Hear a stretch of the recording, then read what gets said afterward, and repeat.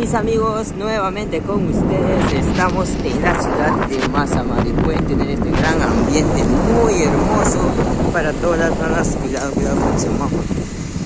Entonces nosotros hemos venido aquí, a esta bella ciudad. De hecho, ya vamos a presentar a un amigo que nos está haciendo el recorrido. La verdad, $50 el día, así es que no es nada caro ni muy barato al alcance de su bolsillo. Ya saben, mis amigos, esta es la ciudad de Masa Mari.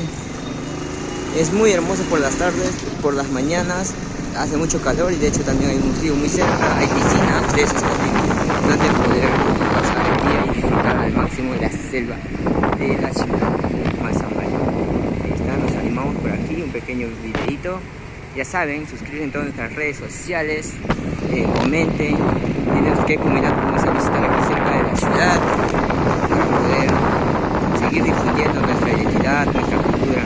Sabemos que Masa Mari tiene cultura en nosotros.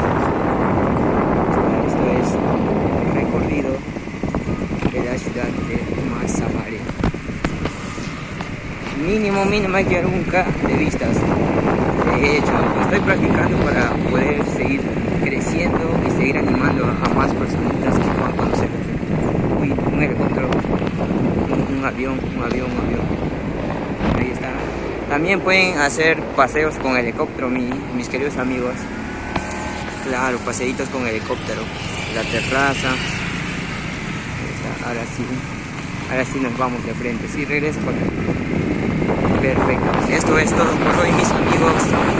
Así es que síguenos en todas las redes sociales. Ya regresaremos pronto. Novedades. Le vamos a entrevistar ahora.